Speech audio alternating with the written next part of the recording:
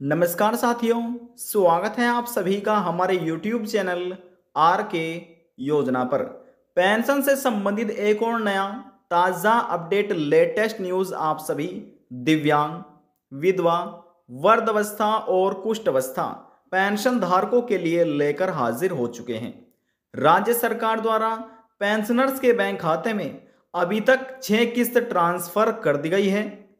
New pension list 2023-24 जो है वह भी रिलीज हो गई है। पेंशन पोर्टल पर नाम के साथ यह पेंशन लिस्ट अपडेट कर दी गई है। केवल और केवल इन पेंशनर्स के नाम ही इस नई लिस्ट में शामिल किए गए हैं और इन्हीं के बैंक खाते में अभी तक पेंशन को ट्रांसफर किया गया है। इन्हीं के बैंक खाते में 6 किस्त ट्रांसफर हुई है। अब इस नई पेंशन लिस्ट में आपका नाम शामिल है या फिर नहीं है, कैसे आप अपने मोबाइल फोन से चेक कर सकते हैं और 6 किस्तों का पैसा आपको मिला है या फिर नहीं मिला, इस वीडियो के माध्यम से ये भी जानकारी आपको मिलने जा रही है।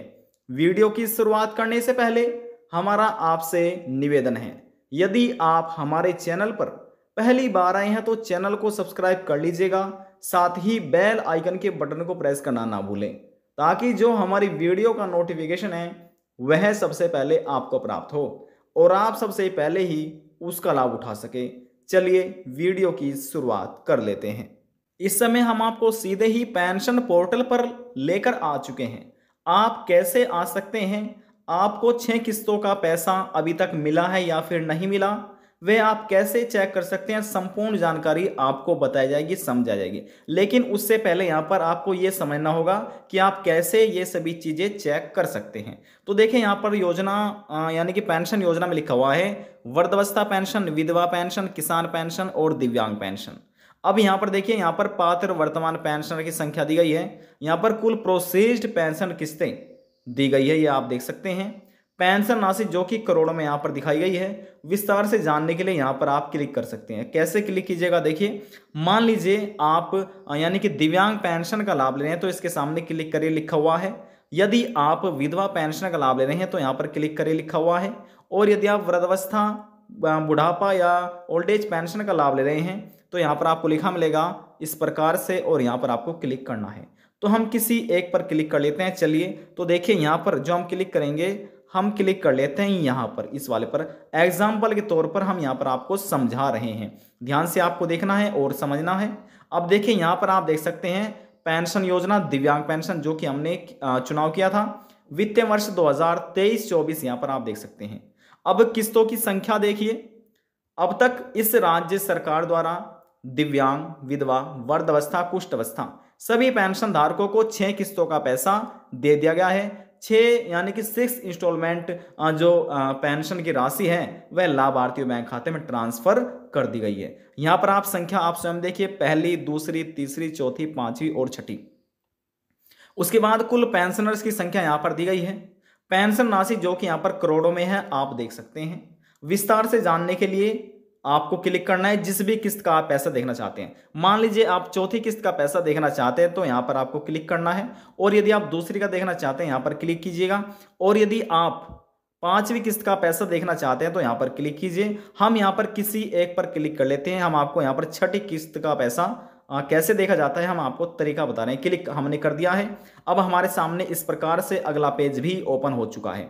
अब आपके राज्य में जितने जनपद होंगे, जिले होंगे, डिस्ट्रिक्ट होंगे, पूरी लिस्ट आपके सामने ओपन हो जाएगी, जैसे हमारे सामने ओपन हो चुकी है। यहाँ पर कुल पेंशनर्स की संख्या है और यहाँ पर देखिए पेंशन राशि जो कि अब लाखों में आ चुकी है।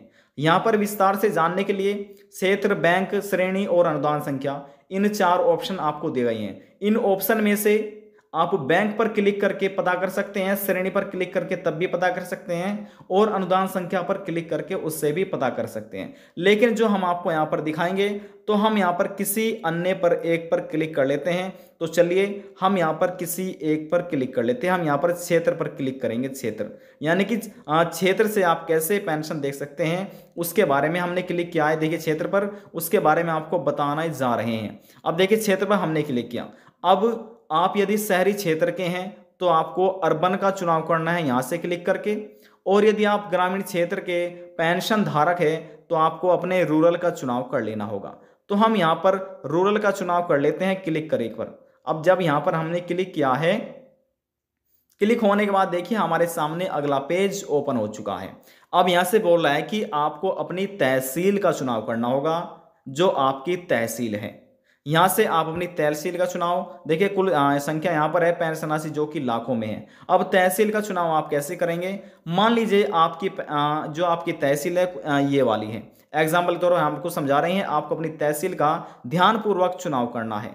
हम यहाँ पर क्लिक कर लेते हैं। अब हमने इस पर क्लिक किया और हमारे सामने अगला पेज कुछ इस प्रकार से ओपन हुआ है।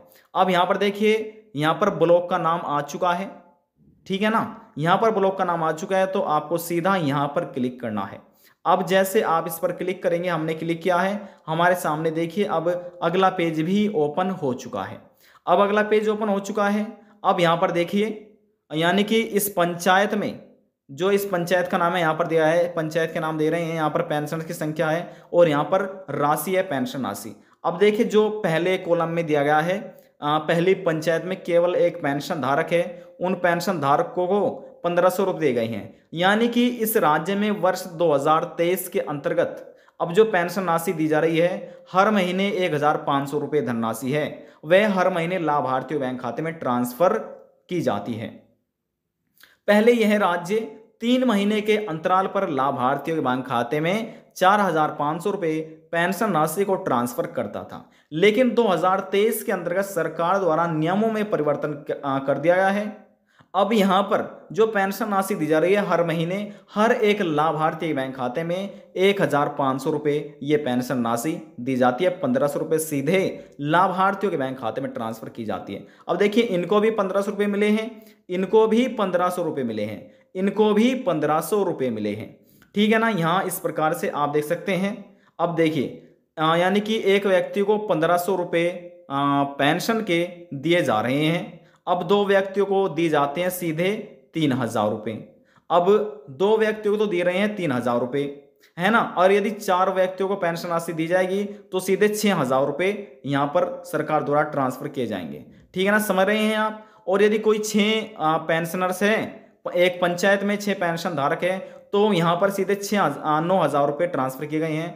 और यदि देखिए यहाँ पर यदि किसी अन्य पंचायत में 3 पेंशन धारक है पंचायत में, यहाँ पर देखिए तो उनको 4500 रुपये दिए गए हैं। इस प्रकार से देख सकते हैं आप, यानी कि पंचायत का नाम देख पढ़ रहे हैं। आशा करते हैं आपको हमारी दी हुई जानकारी अच्छे से समझ आ रही होगी। तो यदि समझ आ रही है तो आप ज़्यादा से ज़्यादा लाइक और शेयर करना ना भूलें। तो यहाँ पर देखिए हम आपको और अच्छे से समझाने की कोशिश करेंगे। यहाँ पर देखिए जो इसमें देखिए इस गांव में, इस पंचायत में 5 पेंशन धारक हैं। इन 5 पेंशन धारकों को 7500 रुपये पेंशन राशि दी गई है। कहने का हमारे तात्पर्य है कि हर एक लाभार्थी को 1500 रुपये ये पेंशन राशि राज्य सरकार दे रही है। अब मान लीजिए आपका जो पंचायत है, मान लीजिए ये आपका पंचायत है। अब इसमें से यहाँ पर आपको, यदि आप क्लिक करेंगे, क्लिक करने के बाद यहाँ पर आपका नाम शो हो जाएगा। आप ये सभी चीज़ें देख सकते हैं। देखिए मान लीजिए ये आपका पंचायत है, यहाँ पर पंचायत का नाम है, ये आपकी पंचायत का नाम है ये वाला। और हम यहाँ पर अब सीधा इस पर क्लिक कर लेते हैं। अब जब यहाँ पर हम इस पर क्लिक करेंगे, देखिए क्लिक होने के बाद हमारे सामने कुछ इस प्रकार से अगला पेज ओपन हो जाएगा। और जैसे हमने आपको बताया था कि यहाँ पर इस गांव में, इस गांव का नाम देखें यहाँ पर ओपन हो चुका है।